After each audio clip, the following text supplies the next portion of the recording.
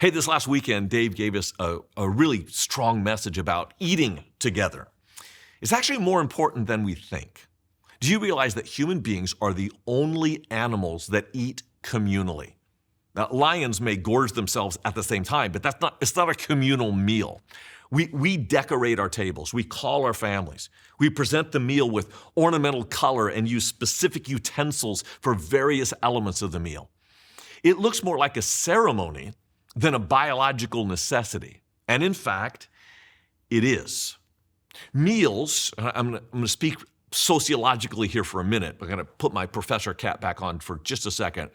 Meals are complex social events, and they function as tools for building community rather than simple nourishment for the individual. Put simply, meals accomplish specific things in the context of a specific community or family. Now, in the social world of Jesus, they had four basic functions. Number one, meals supported kinship and solidarity.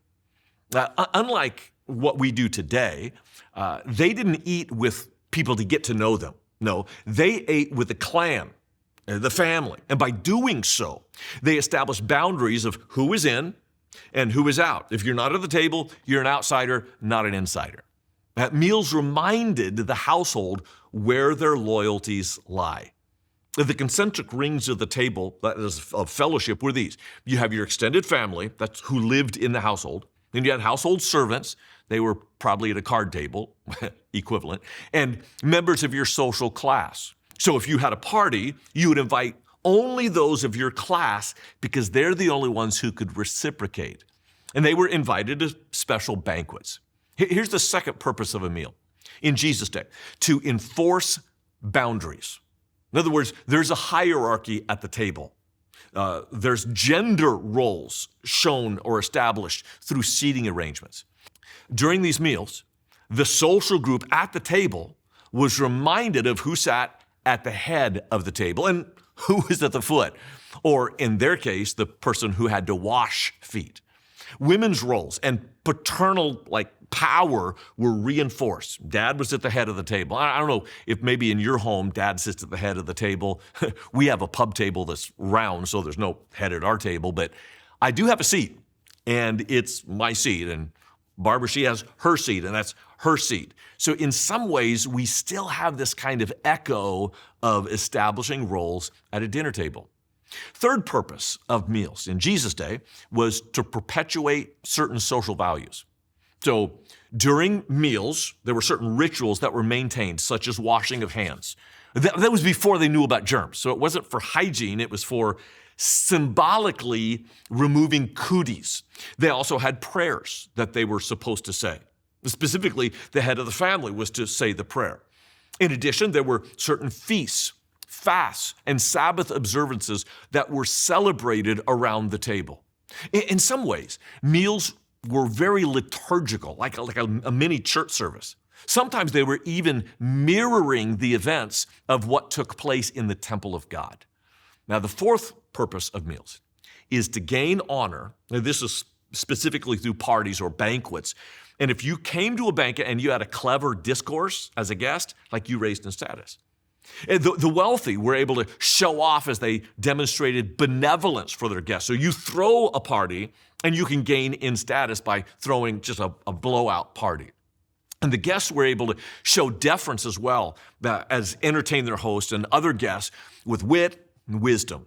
In fact, Luke, who's the author of the Gospel of Luke, he describes Jesus' table fellowship in more detail than any other gospel writer. He was so interested in this. He portrays it somewhat like what the technical term is a Greek symposia, where wit and conversation are the centerpiece. Now, here's where it gets fascinating. This is the world in which Jesus lived.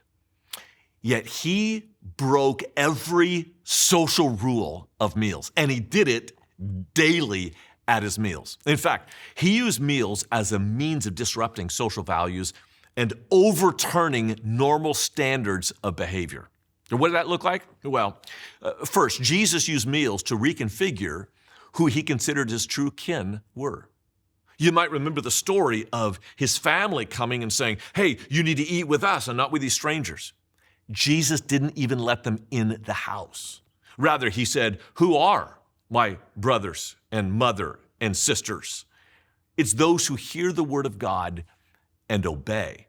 This was never clearer than in the Lord's Supper, where he established his 12 as his inner circle, not his biological family.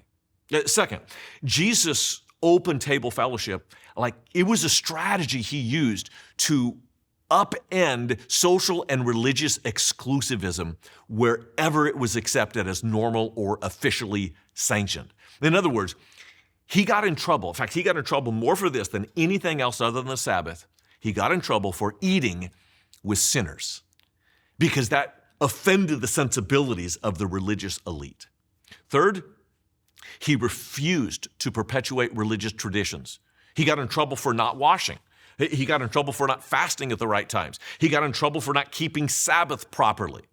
This was more than a faux pas. This was a deliberate assault on a religious system that prioritized rules over people. Finally, when prominent teachers invited Jesus, Jesus often offended both the host and the guest by pointing out their misguided priorities. He told the host, "Why are you inviting those who can invite you back? You should invite the poor, the lame. They can't invite you back and they'll appreciate you more." He was right.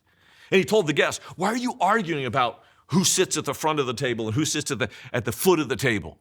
Rather, you should have humility and place yourself lower so that when the host comes in, he'll go, Bob, what are you doing down here? Come up here." And you'll be honored in front of everybody. He turned the tables of social rank upside down at these banquets. And that's why the simple meals of Jesus were used as subversive means for social reconstruction. And I think because eating is always spiritual, we have something to learn, especially in this season, about who to eat with and how to use our meals to reconfigure the priorities of Jesus in our lives. And that's something that's worth talking about.